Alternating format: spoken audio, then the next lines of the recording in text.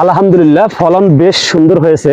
একটি গাছে 8টি আলু, একটি গাছে 8টি আলু, তার মধ্যে 6টি আলু খুবই সুন্দর। তো বর্তমান সময়ে যে আলুর দাম, এই দামের কথা শুনলে আপনারা অবাক হয়ে যাবেন।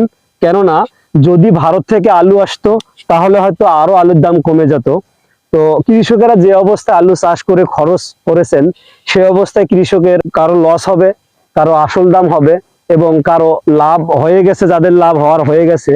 যে রংপুরের যে আলুর অবস্থা, ফলন বেশ ভালো হয়েছে, দাম প্রচুর, দাম কমেছে।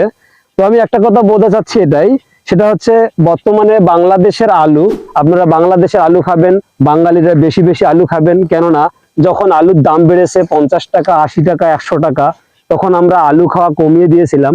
এখন আলুর প্রচুর ফলন বেড়েছে, তাই আলুর দামও কমেছে। আপনারা বেশি বেশি আলু খাবেন, আলুতে প্রচুর পরিমাণে পুষ্টি আছে। তো সকলে ভালো থাকবেন, সুস্থ থাকবেন। আসসালামু আলাইকুম।